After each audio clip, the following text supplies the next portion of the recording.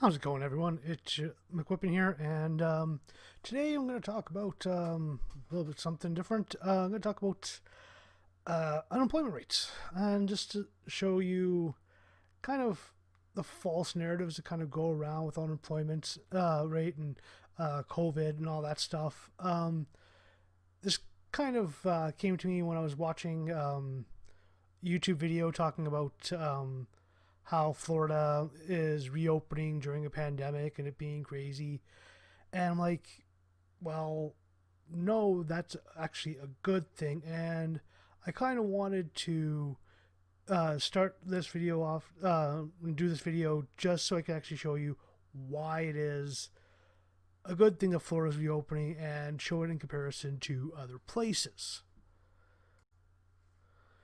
Now, first off, I'm going to go with this USA Today article, um, which was just talking about how another 787,000 workers are seeking unemployment. Uh, and this was as of actually today. So, according to the article, which is at the top here, the job market recovery from coronavirus-induced recession is floundering as the health crisis lingers. Employers continue to lay off hundreds of thousands of workers, and Congress remains deadlocked over another federal rescue package. Basically, the article itself is saying that people seeking first-time unemployment has starting to go up slightly. With one little caveat that California isn't processing claims for 2 weeks. But there's also been announcements of layoffs from airlines and a couple other places that are starting to close down or need to shut down or reduce businesses because there's nobody going there. And one of the things I wanted to mention about the article is that, which I think is kind of a misnomer, is that the employment reports will be last before the election. That could hinge on how voters view President Trump's handling of the pandemic and its economic fallout. This is a false narrative because it's not Trump's problem. How Trump dealt with it. It's how the states deal with it. Because locking down a state, lockdowns in the states are not done by Trump. They're done by the governors. And as you can see above, I got lots of tabs up there. I'll be showing you a lot of the statistics of these things just to show you this should be a Republican versus Democrat thing of who you should vote for if the economy is something that you actually fully believe in and needs to be addressed because things have gone to hell in a handbasket. So even look at this chart here, you can see how many initial claims went up, like 6.2 million, going down at the height down to 786. So like this is showing us actually quite that recovery has gone quite well. The article just keeps on going on to say that, like, good news is continuing claims, which represent represent all Americans that are still receiving checks, have gone down by another million to 11.4 in the previous week. So still dropping down even more. So recovery is coming because U.S. Rates have actually dropped down considerably. But one of the reasons why recovery isn't going as fast as it is, and why even first time claims are actually going up, is this article right here, where we got nearly 60% of all COVID businesses closures are permanent, according to this latest report. So here, Nearly 60% of businesses that closed nationwide during the COVID-19 pandemic are never reopening again, according to a report. The vast majority of these businesses are restaurants and gift stores, according to Yelp's local economic impact report, a monthly survey of business listings. As of August 31st, 163,735 businesses that were listed as closed, with 97,966 of them permanent closures, a 23% increase from July. So that is a lot of businesses that are closed. There's a lot of jobs that aren't coming back. And as the recovery is still not there, more businesses will keep on closing because nobody's out there buying stuff because they don't have the money to go buy things. So your economy is going to continue to contract until everything reopens. This is just going to be a reality until states, governments, they realize you have to reopen or else everything's going to hell. And as you can see, like a lot of them are. Like you got 100,000 businesses permanently closed as of August. And again, those numbers are going to go up when you actually look at the next report that comes out. This number will be well over 100,000. Like retail is going to be gone by the end of the year if things don't open up. Most restaurants, especially places like New York, where lockdowns are so bad that you can't do any indoor eating, and with winter coming, no one's going to be wanting to eat outside. Takeout will not pay for the $250 a square foot rent that some of these places are paying for a little hole in the wall filled with cockroaches. This is going to kill more and more businesses by it not opening up. And if you actually want to take a look at businesses that open as opposed to do not open, you can kind of look at, not businesses, but states. You can look at Florida. Florida is one of the biggest states that everyone points to as they were crazy, they're reopening, they are potentially killing millions, and the world's going to come to an end. How can they reopen? They're crazy. Oh, how can they do this in the middle of a global pandemic?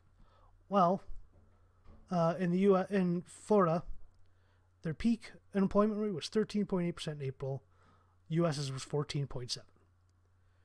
Right now, currently, U.S. is, for August, was at 8.4%. Florida was at 7.4% unemployment rate.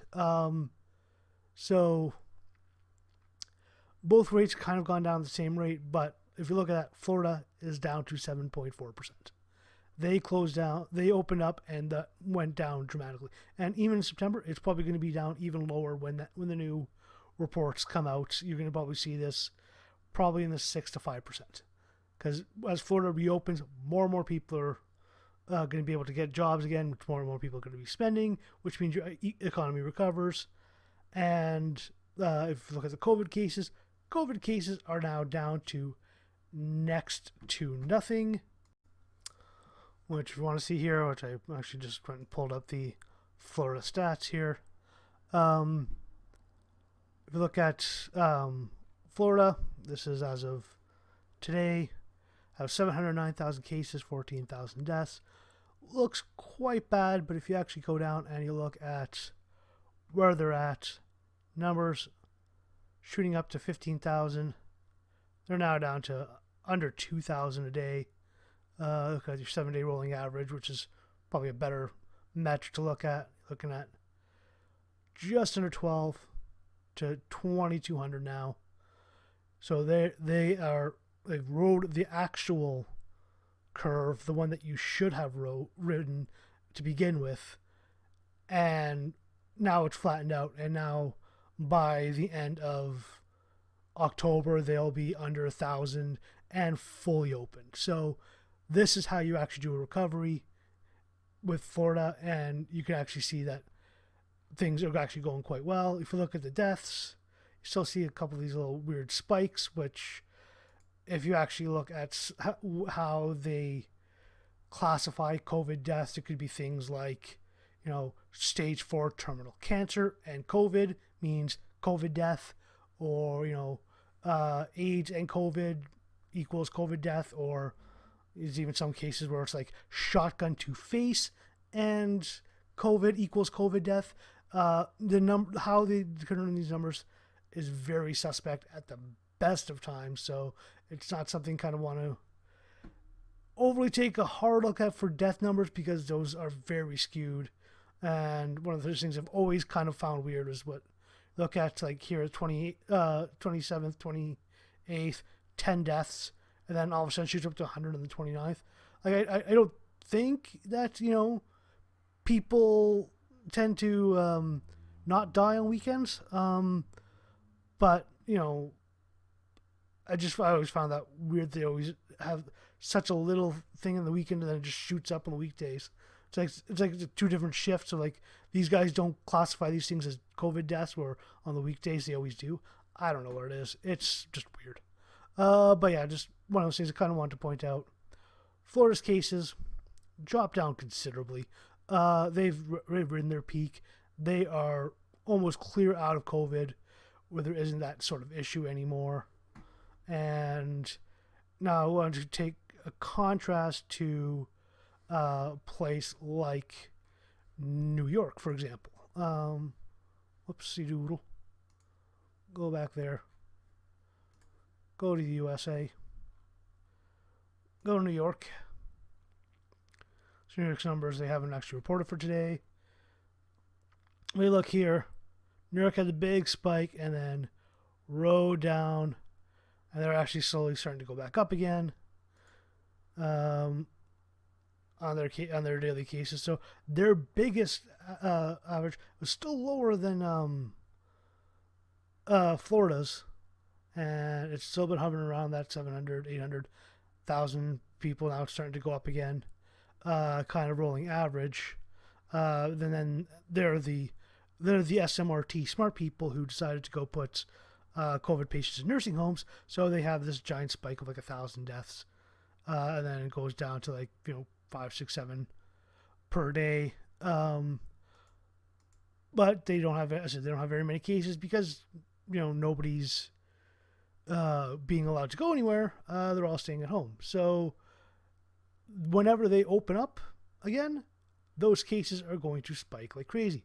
So it's either they're never going to open up again, or if they do, it's just they're gonna see that second spike, and a bunch of more deaths and things are going to start happening. Like as it stands right now, I think de Blasio and Cuomo, they're saying they're not opening up till when there's a vaccine. So it could be a year or two down the road before they actually open up. Nobody knows, because a vaccine could happen.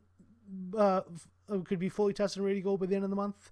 But then, it is October, so end of the month, or it could be, another 3 months, 6 months. It's all dependent on, how steady of data they can get and how, reliable it could actually be. So we don't know.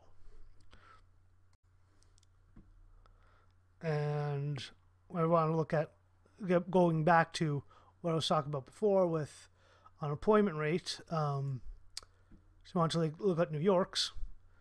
We're looking at, for New York, their spike highest went up to 15.9 in July.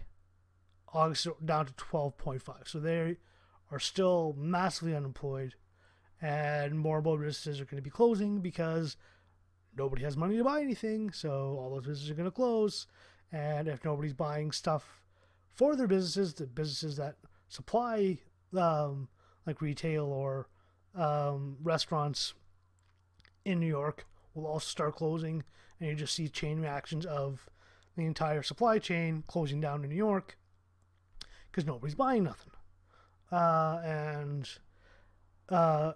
Thankfully, other parts of the state, like other cities, aren't as bad as New York City itself. Because if you look at New York City, they maxed out at 20% unemployment, closed down everything. Now that's 16.3, and it's foreclosure signs everywhere across New York City. Like if you watch Louis Rossman's videos when he's going around looking at real estate in his Rossman Real Estate 2.0 videos you've been doing, which are amazing, by the way. Those numbers, you see everybody's closed down. Just two big reasons. One is New York has always been massively overinflated in terms of costs. And that bubble is now finally being to burst, which is good for a lot of people. But the other reason is, de Blasio won't open up anything. So you're getting 16.3% unemployment. This is probably going to go up again because everybody can't afford to have a business there because they can't get anybody to come inside because de Blasio's locked everything down. So this is going to be a big issue, and this is because the Democratic Democratic governor and mayor are saying lock everything down, whereas in Florida, the Republicans are like, we're going to open things up, and employment rate is down to 7.4 from 13.8. And if you want to look at another Democratic state, for example, California, looking at California going up to 16.4. They're there for a couple of months. They're only down to 11.4. For the most part, those cities are ridiculously bad, except for one place, which is San Diego, which I believe San Diego is the only one with a Republican mayor. Everybody else is Democrat, so those ones are higher. But LA is at 16.8, as you can see right here. But yeah, 11.4 from 16.4. So they're still going to be bad. And those are probably going to go even higher as well, because as you said back in the layoff, when the very first section, California is not reporting their new cases. So those numbers are probably going to go up because there's just such a huge influx as everything's closing down because your supply chain's screwed because the lowest level can't survive anymore. And now if you want to look at another Republican one, Texas. Texas had 13.5% at its high in April. Then they're like, yeah, no, we're going to start opening again. We can't have our people sit there and die from starvation, so we should get them back into work. They're back down to 6.3%. Their lowest was 3.5 before the pandemic started. They're almost back. They're like literally like 3 points back, and they're actually like fully recovered. Florida, can't remember. Theirs was 3.5. They're 7.4. So they are 2.8. Sorry, to 7.4. So they still have a little bit farther to go, but they took a little bit longer to reopen to the same degree as Texas, I believe. I think Texas opened up a little bit harder and a little bit faster than what Florida did. That Florida did a little bit lighter stages. So that's why Florida's opened up. Florida's looks a little bit. Texas is actually opened up a little bit better. I think that was the reason. I can't remember 100% for certain now. It's just been a while since that happened, and I'm not bothered to actually go look that up right now. But now to go take a look at international places. So, for example, we'll take a look at Canada, which everyone's praising Canada for its fantastic way they've dealt with COVID and all that stuff. Okay, so now if you look at Canada kind of a similar thing to what most of the U.S. states did. So their employment rate was nice and low. We're at 5.5, 5.6 for January, February. And then once when the announcement to shut down everything happened in mid-March, shot up to 7.8, up to 13, 13.7, and now we're down to 10.2. And thousands of businesses across Canada have closed down permanently. We've had multiple different U.S. branches of big apartments, big retail stores just completely closed down outside of Canada because they just couldn't afford it. I think like Forever 21, think Pier 1, I think it was, Bed Bath & Beyond. Like there was a bunch of companies that are like, nope, we're closing down all of our stores in Canada. We can't afford to do this anymore. So they're done because, there was months of just not being able to reopen, and then you're allowed to reopen with 3 people inside. So economic recovery was near impossible when you're handcuffing people to try to recover lost revenue. And, at least it wasn't too bad because you at least have like some areas where you can still spend money, because since Canada, they went full on with giving people money with CERB, which is the Canadian Economic Recovery Benefits. They gave $2,000 a month to anybody who lost their job because of COVID, and that helped, at least give people, money for food and rent, but nothing else. So, people who used to earn, say, $60,000 a year, who would go to, the movies, go out to eat, and, have vacations, or, go buy, shiny new toys. They're not doing any of that stuff because they're only earning $2,000 a month. And when that happens, all those places that they would have spent money on aren't getting that money in. They're going to start shutting down, which is why you're seeing more and more businesses close. These numbers here, this 10.2%, is probably going to go up again for 2 reasons. One, as more and more companies are saying we can't afford to keep people open anymore, more stores are going to close. Major brands will be like, we're going to close down locations. Other ones will pull out. Other ones will just close altogether. All the small businesses will probably be gone by the end of the year if this keeps on going. And the other reason is that as companies began to reopen, as the province let them finally reopen, cases started to spike again. Not really too much, but they started to spike, and now government is shutting everything down again. In Ontario, everything's being shut down. They're going to be probably back down to a full lockdown soon. In Quebec, in 3 cities, three areas, I think they've gone to back to a complete lockdown again, and those areas are just gonna completely peter out as well. This is where the problem lies when you're trying to balance between, having people live and having people survive. Well, if they're alive, but they're homeless on the street because they can't afford to eat anything, is that really living? Give them at least the chance to be able to earn the money. They can have their own risk, whether or not they actually want to go out and try to earn their food, or sit on their daddy government's teat and suckle on the free money for a while. That should be a little bit more of a thought. But my personal view on how this should go is, open up all businesses 100% entirely, like no restrictions on amount of people, anything like that. All government businesses, all government operations should be open up 100%, full offices, except for anybody who's vulnerable. If you're old, you have any pre-existing condition that could cause any sort of major issue, you guys stay home.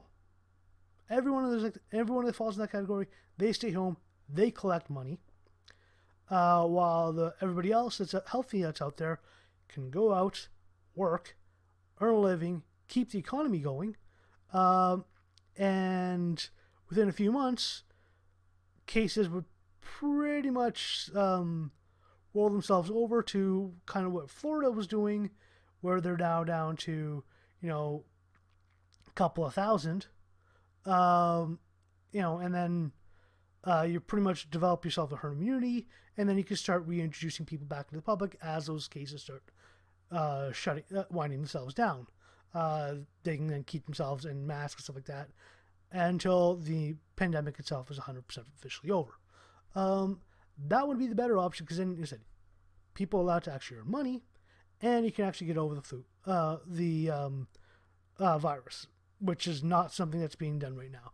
And most governments are just handling this in such a piss poor way. Okay, and I want to talk about like the other outlier in all this, which is actually the UK, which played things completely different than what Canada and the US did, where Canada, the U.S., they shut everything down and let the employers just fire everyone, and government compensated all the people individually for the job losses instead of paying the businesses. Where the UK, they actually paid the businesses the money, and to just keep them on staff payrolls, and allowed for everybody to still get paid that way. Which their response was paid up to 80% of the salary for staff who were kept on by their employer, covering up to £2,500 a month, which is very generous for a package.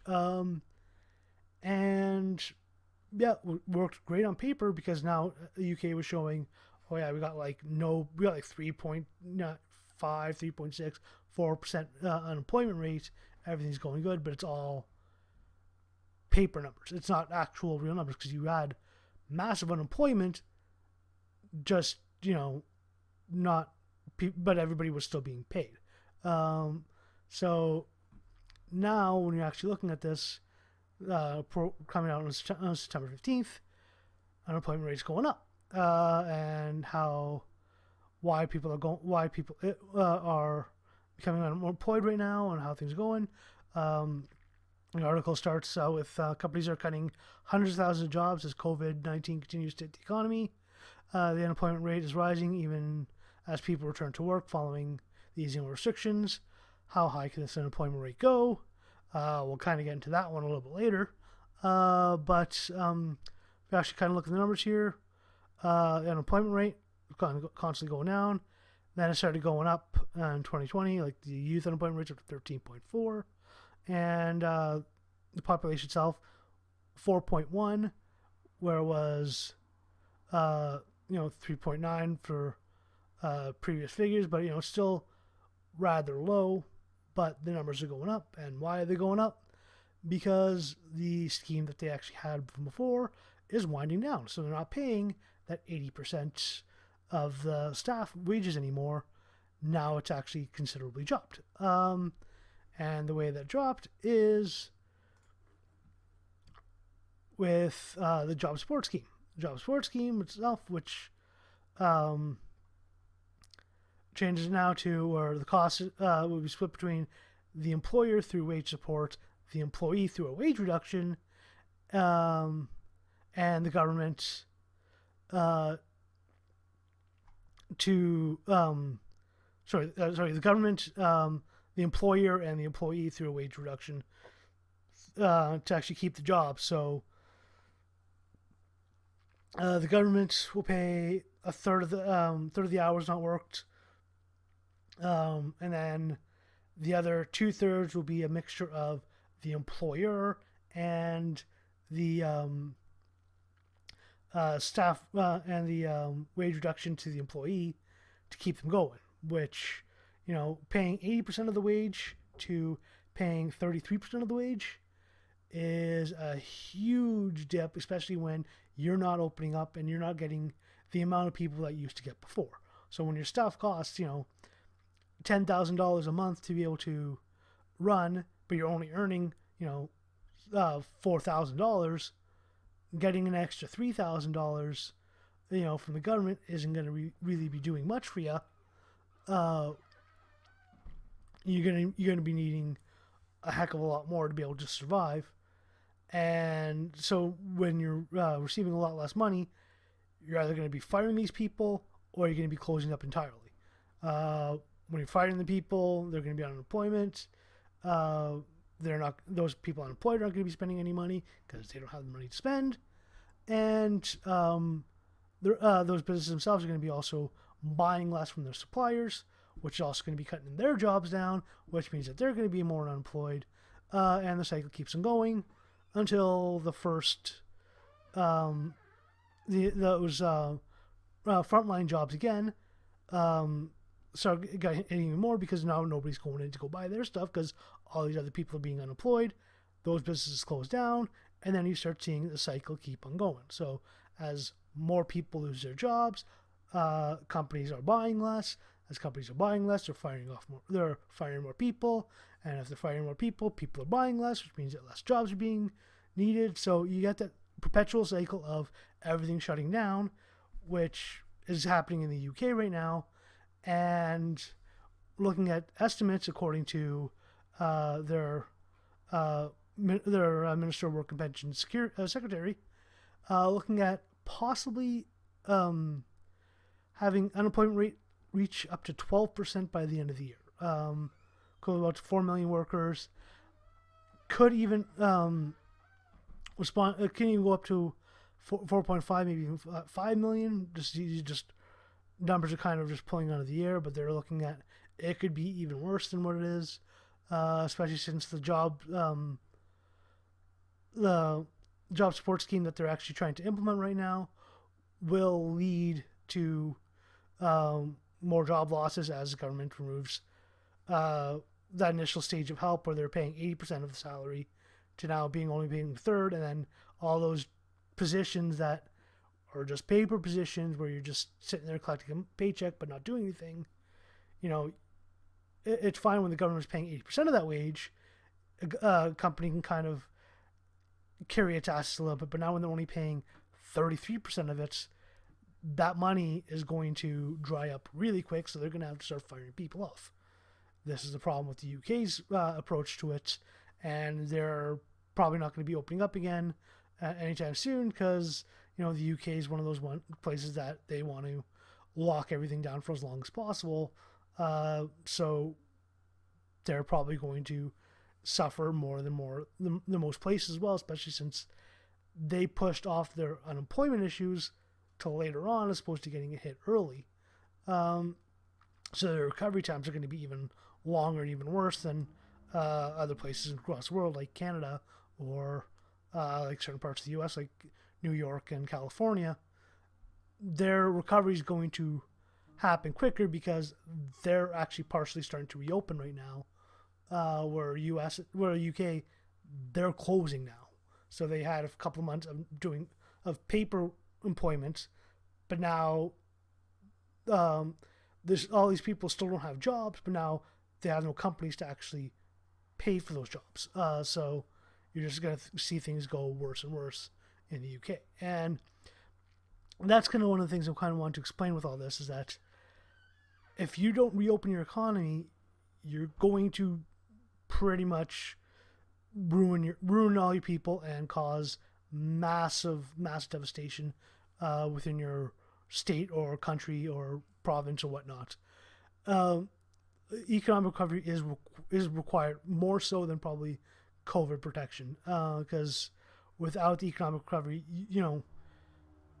it's one thing to be able to say, oh yeah, well I'm protected from, I can survive COVID, stuff like that. But if you can't even pay for your own food, it's going to be kind of a little more difficult to be able to say, yeah, I survived anything when you're out in the street homeless because you can't afford to pay for anything. So when you're looking at places like Florida, where they're reopening right now, they got their major issues with COVID over with now. Those numbers are starting to go down. Your recovery issue is going nicely with jobs, so more and more people are getting employed. That's the right approach to do. Get that herd immunity going, where places like New York and California, Canada, they're taking the wrong approach by keeping everything locked down, which is just causing crippling debt for future generations of their citizens, which will have to pay off that debt at some point, or the horribly wrong way of the UK, where they just propped up these businesses for several months, but now you're just going to see massive closures and mass devastation within their country, as nobody's going to be able to afford any salaries for anybody anymore, and just cause massive unemployment, like which the UK probably hasn't seen since like the Great Depression. So yeah, that's kind of what I want to go with on that. Leave a comment down below. Remember to like, share, subscribe, and all that if you think this is something that you would like to see. It's kind of this is for me. This is kind of something kind of wanted to play around with, see if this would be something that people kind of want to watch. Me going through a story like this. This is a very long version of this as well. So let me know what you think below. And again, thank you so much for watching, and have yourselves a good night.